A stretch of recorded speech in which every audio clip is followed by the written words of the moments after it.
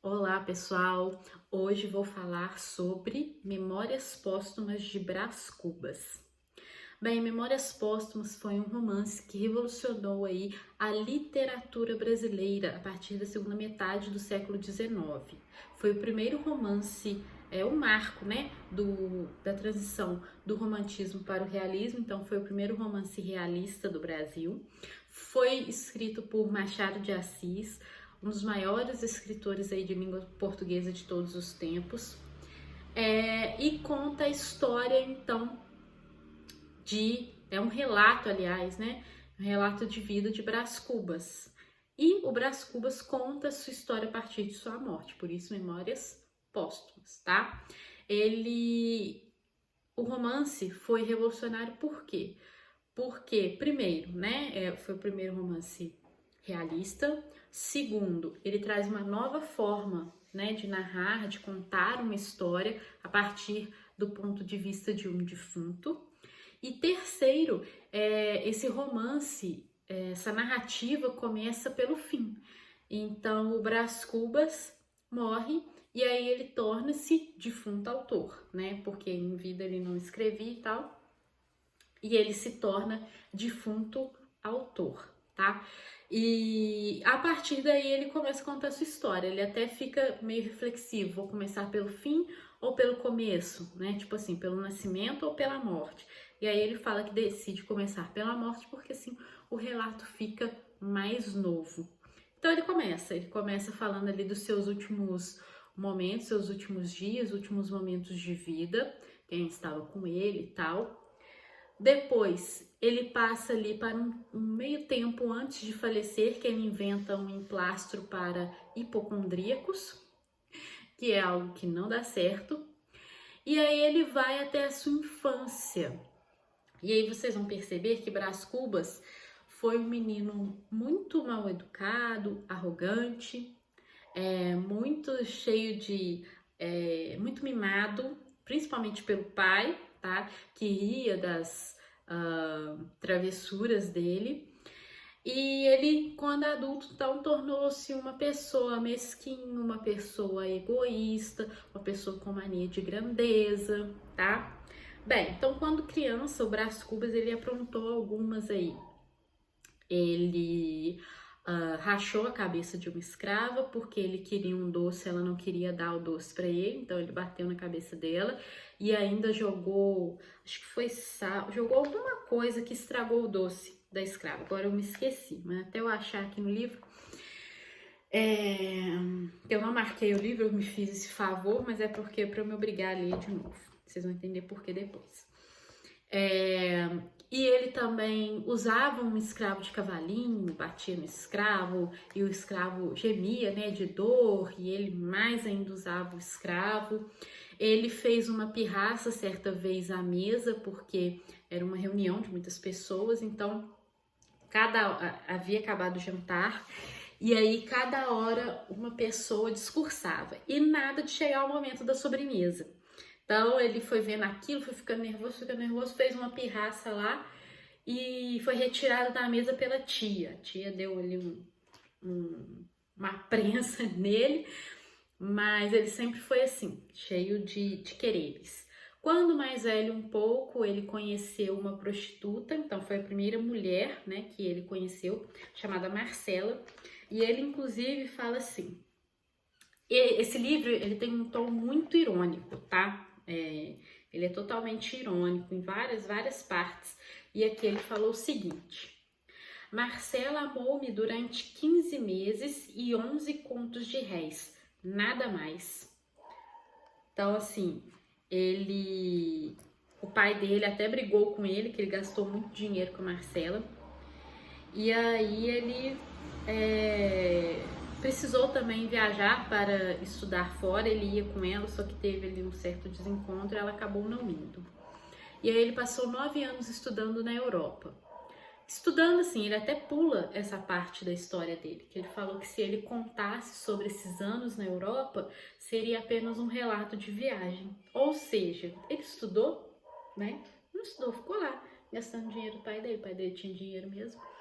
E aí, após 9 anos, ele retornou ao Brasil, mas apenas porque a mãe dele estava doente. Então ele retornou e logo ela faleceu.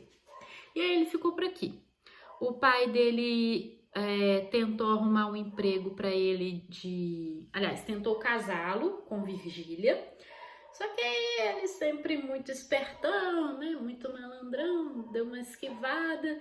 E aí depois, porque se ele se casasse com Virgília, ele teria ali um emprego, né? Um cargo político. Então a intenção é ele formar família, né? Para poder então tornar-se político. Só que não deu certo. Ele passou dias e dias no interior, e lá no interior ele conheceu uma menina manca, tá? Que ele fala assim, coxa.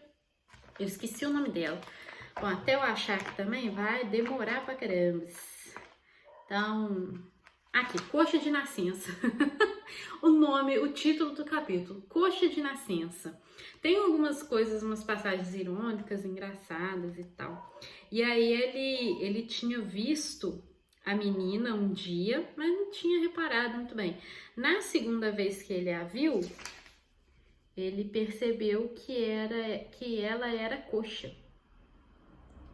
Então ele ficou meio assim, ressabiado. Ele teve um trelelezinho lá com ela, mas nada foi muito pra frente não, justamente porque ela era coxa.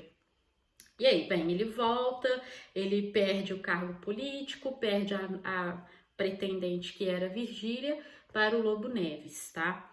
E aí ele então não se casa e não vira político. Ele até tenta outras vezes, mas não dá certo não. Bem, ele então vira amante de Virgília. E aí eles têm encontros, eles têm uma casa para se encontrar. Não vou dar muitos detalhes não, para vocês lerem. Mas ele passa anos e anos da sua vida como amante de Virgília. Até que eles têm ali um desencontro, porque a Virgília precisa mudar-se com o Lobo Neves, mas eles passam muitos anos mesmo como amantes. E ele nunca se casou, nunca teve filhos. Ela tinha um filho lá com o Lobo Neves, mas ele não teve filhos. E ele até, mais no final do livro, ele conhece uma outra moça, mas essa moça acaba morrendo. Então, assim, o livro inteiro é sobre a vida do Brás Cubas, né? Todas as suas desventuras. E no final das contas, ele chega à conclusão, aliás, de que ele não fez nada da vida. Ele sequer trabalhou para comer. Então, ele fala que... Porque o pai dele era rico, né? Então, ele não precisava trabalhar. Ele não precisou trabalhar e nunca nem quis.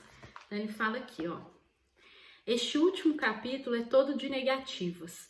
Não alcancei a celebridade do emplastro, não fui ministro, não fui califa, não conheci o casamento. Verdade é que, ao lado dessas faltas, coube-me a boa fortuna de não comprar o pão com o suor no meu rosto. Ele acha que não ter trabalhado foi uma sorte. Coube-me a boa fortuna de não comprar o pão com o suor do meu rosto. Mas, tá? Não mas, não padeci da morte de Dona Plácida, nem da semidemência do Quincas Borba. Quincas Borba é o Quincas Borba do livro, Quincas Borba mesmo. Somadas umas coisas e outras, qualquer pessoa imaginará que não houve míngua nem sobra, e conseguintemente que saí quite com a vida, e imaginará mal, porque ao chegar a este outro lado do mistério, achei-me com um pequeno saldo, que é a derradeira negativa desse capítulo de negativas. Não tive filhos, não transmiti a nenhuma criatura o legado da nossa miséria.